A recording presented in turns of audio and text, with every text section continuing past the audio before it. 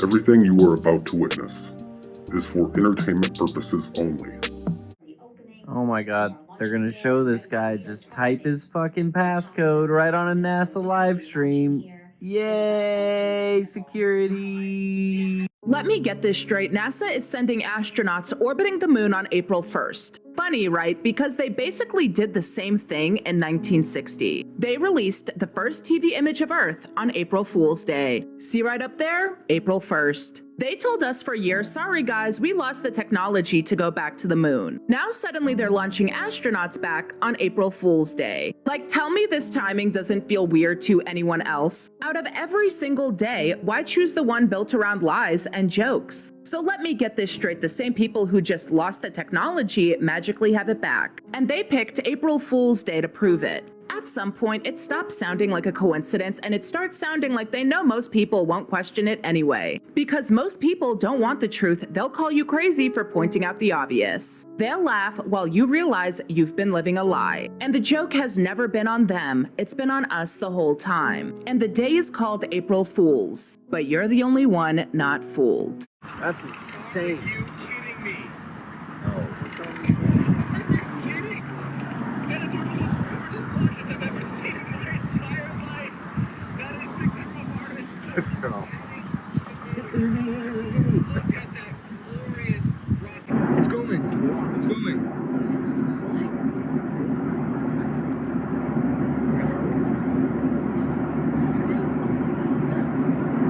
Yeah, let's go. We're 40 trillion in debt. World War III just started. The pedos still run the show. Let's go. This is why the scriptures say there's nothing new under the sun. Artemis is the name of a demon that is mentioned in scriptures that people worshipped.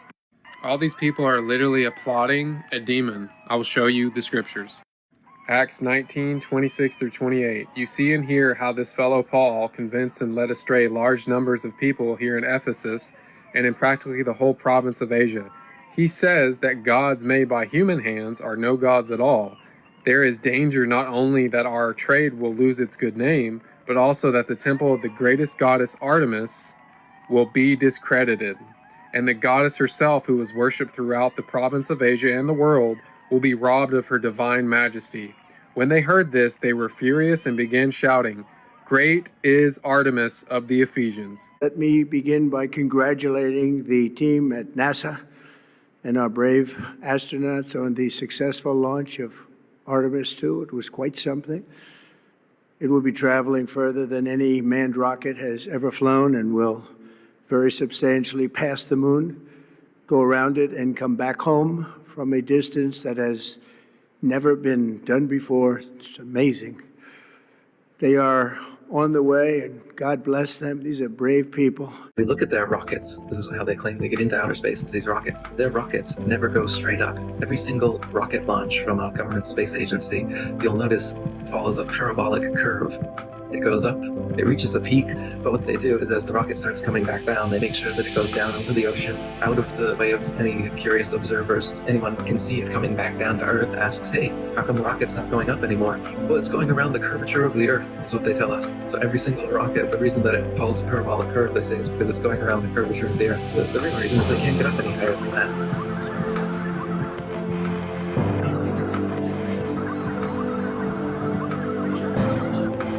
They tell us that the Earth is a sphere. They show us pictures of a sphere, of a circle. It's a perfect circle. And then they come out and they say, well, it's actually an oblate spheroid. Oh, what's that?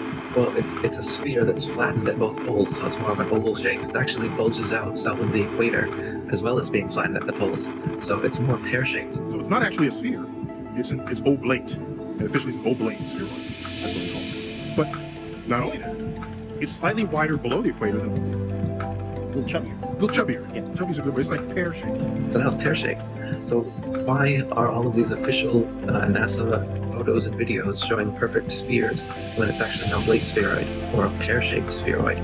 They can't get their story straight. The reason they keep changing it is that to fit the model, they have to change the shape of the Earth. South of the equator is larger than north of the equator because lines of longitude that just extend outwards, they don't contract back.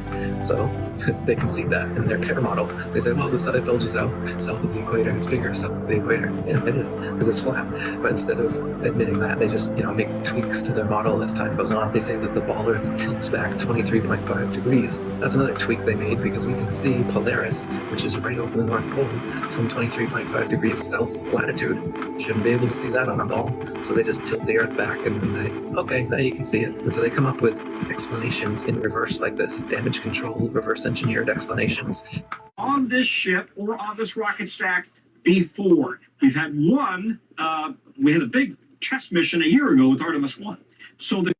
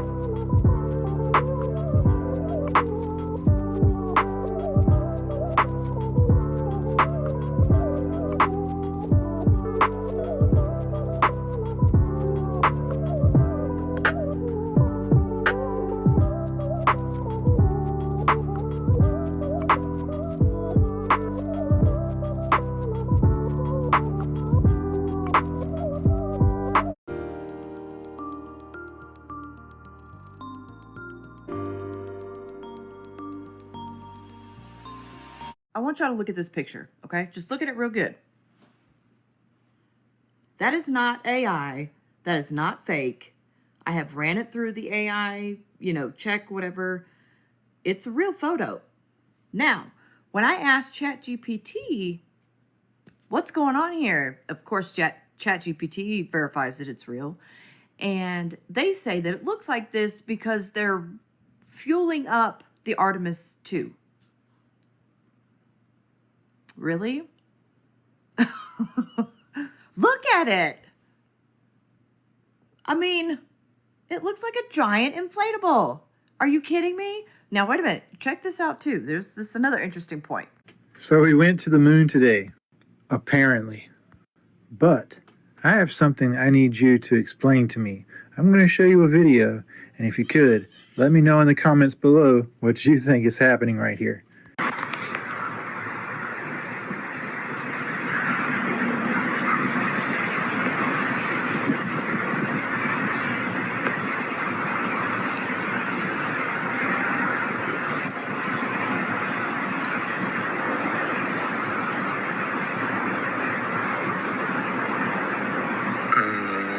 Just wait, it gets so much better. Now check this out. It didn't take long for them to be caught out with the moon mission. Watch this plane. Did you see that? Watch this again. Watch the plane. Yeah, sure we went to the moon. spaces. We'll go into Earth orbit for a little bit, make sure Orion's doing okay, and then we are sending them, right? We're going to send them farther into space than any humans have gone before, 250,000 miles away. What the hell is that? Integrity and nominal MECO core stage separated. Did you know that the lunar lander is actually on display at this museum/NASA center? And you can go look at these shower rods and tinfoil. I mean, a highly advanced, super freaking advanced thing there that went 240,000 miles, landed on the moon, landed back home. Where they put the rover, I have no idea. Let me know how that would have fit. And it does look quite janky, but they did it in the 60s, man. So that's freaking wild, isn't it? The moon, it's so great they were able to get through the firmament and get all the way up to there, right? The astronauts took to the moon. Astronauts to the moon.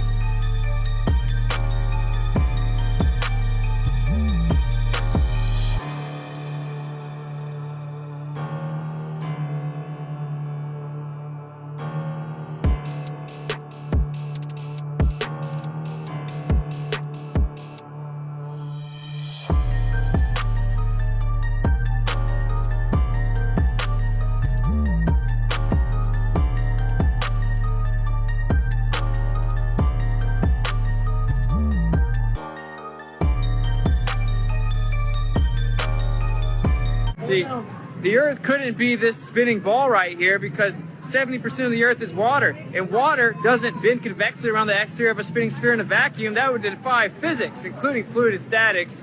Of course, also they say that gas pressure is bending around the outside of this ball convexly, right? That's what the atmosphere is, even though gases have no inherent shape, and that's a dumb term. The gas around the sphere would fill the available space because of the second law of thermodynamics. And the water always finds its level. That's called fluid statics. These are actual laws of physics that cannot be denied. But when it comes to the magic spinning cartoon ball Earth in a vacuum that only NASA can see, and we're supposed to believe even though they admit it's just cartoons, well, it defies all the physics. It has magical powers. And what gives them the magical powers is that we give them $60 million a day. That's right, NASA takes $60 million a day of our tax money to tell us that the Earth defies physics, and then they give us cartoons, and that proves it. How impressive. So if the Earth was actually a ball like this, then, well, the water would fall off of it because water finds its level. It's called fluid statics. And as it spins, the water falls off of it faster. So 70% of a ball Earth couldn't be water. That's dumb. Of course, we've actually measured the Earth and doesn't have a radius of 3,959 miles or a circumference of 24,901 miles. Because that means it has to bend at a rate of 8 inches per mile squared, which means you see the Earth curvature at 1.225 times the square root of the observer's height in feet. So at 1 foot off the surface of the Earth, you see Earth's curvature from 1.2 miles away. But we see horizons over 10 miles away from 1 foot off the surface of the Earth, requiring the radius be over 250,000 miles, and they claim it's under 4,000 miles. What a clown world. Welcome to Clown World. But hey, the government has never lied except for whenever they started the Vietnam War with the false flag called Gulf of Tonkin, declassified in their own military documents, where they admitted that they set it up and lied and said Vietnam attacked us when we attacked ourselves. But that was the only time that the government's ever lied, except for also maybe 9/11 when they said a passport flew out of fire and it was unscathed and showed us where the bad guy was, and then we had weapons of mass destruction to justify a 10-year ideological war that never ended. But that was the only other time the government's ever lied, except for Operation Mockingbird, declassified from like the 50s and the 70s, that they took over the media and that they're actual agents as news anchors. But that's the only other time the government lied. When it comes to NASA, we can trust NASA. This is what the Earth looks like. Because NASA said so. And yeah, NASA works for the government, but they're the one governmental agency that doesn't lie.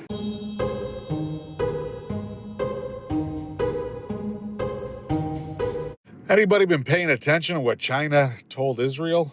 China told Israel, if you use the nuclear weapons that you say you don't have against the people of Iran, China will make sure that Israel ceases to exist. Hey, douchebag Donnie, checkmate. Does this map from the 1940s prove they're hiding Earth's true form from us? Watch. We're gonna take the picture down, and look what's on the back.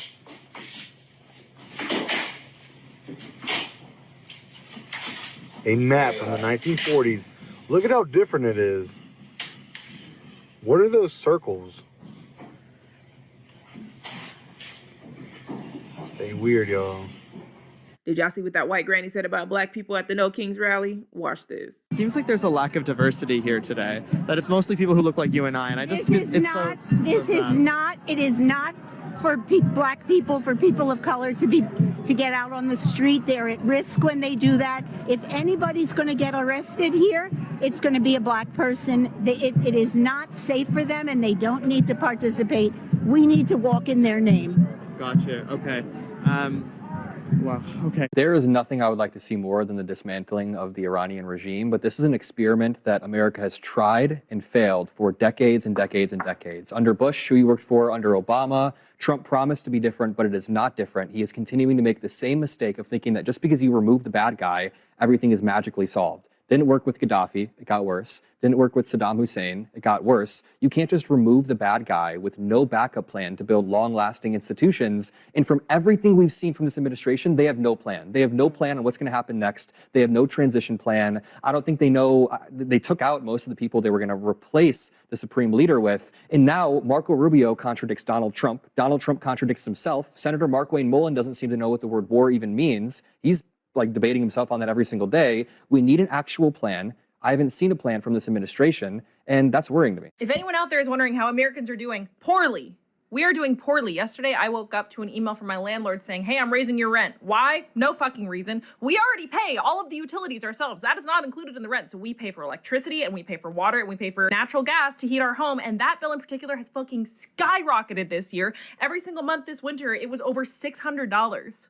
And we do not turn the heat on. We just turn it so that we can fucking survive. We do not turn it above like 60. So we're fucking freezing in the house all fucking winter. Oh, and also I woke up this morning to an email from my health insurance being like, thanks for your payment. It was deducted automatically, except this time the payment was $400 more than it was last month. Sorry? What's going on? So I called the health insurance company and I was like, why did this happen? And they said, oh, well, the tax premium expired.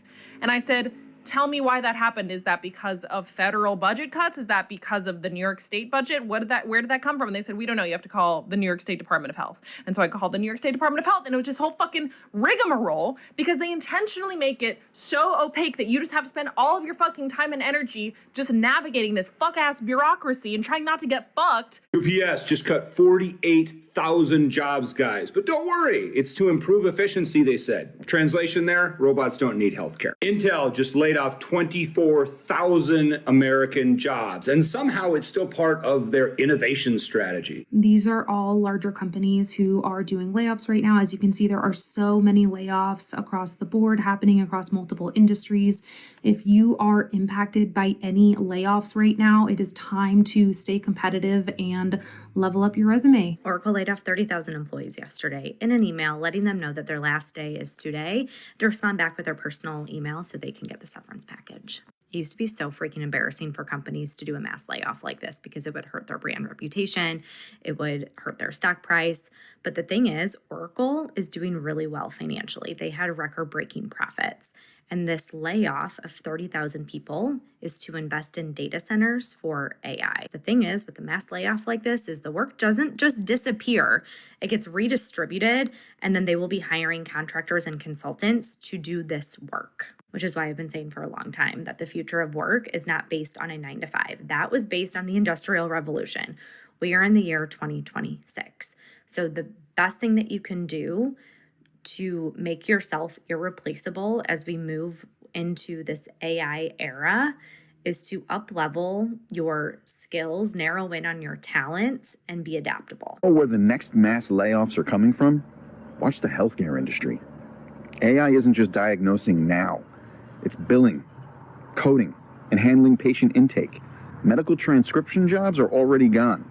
Health insurance claims processors are next, and administrative roles are disappearing under the label of automation improvements. Hospitals love it because it cuts labor costs without cutting patient volume. But here's what nobody talks about. This shift, it doesn't stop with paperwork. AI is moving into radiology, pharmacy review, and even basic treatment plans. That's decades of schooling replaced by pattern recognition and data models. If you think that medicine is immune, you haven't been paying attention. The machine doesn't care how noble your profession is. It only cares how predictable your tasks are. Aliens are coming in April. Mark my words, Alien disclosure is going to happen in April. I think NASA and the government are using this Artemis 2 circle around the moon to open the door to disclosure. Something's going to happen up there. They're going to take photos. They're going to see something on them. Something's going to happen. Something is happening with this mission. Because a ton of people have said that April 2026 was going to be the month the government was going to disclose aliens. Not a secret that we're not alone in the universe. Our government already knows. I mean, how many more people need to come forward? I also think this alien disclosure is going to offer some kind of distraction. I think the alien disclosure is real. I don't really know yet. But I think it's a distraction against something else that's going to be happening in the world. I don't know. I could be wrong. We're all going to find out. Watch, they're going to see something up in space. They're going to see something on the moon. Something's going to fly by. Something's going to make communication with them. And it's going to be the story of the century. You know what NASA stands for? First of all, it means to deceive in Hebrew. Second of all, when they say T minus whatever, you minus a T from that, and it's an anagram for Satan. Look at the tongue. Serpent's tongue. That's what NASA means in Hebrew, is to deceive. Not a space agency. It's time to wake up. Why do you think we're just circling the moon? Because we never went there in the first place. We'd go there right now if we could, but we can't. This is all for entertainment purposes. That's so true. I didn't realize it, but the rocket was orange. And at the end, in the sky, it was white. So that was a swap right there. I ain't believing none of this crap. I ain't believing none of it.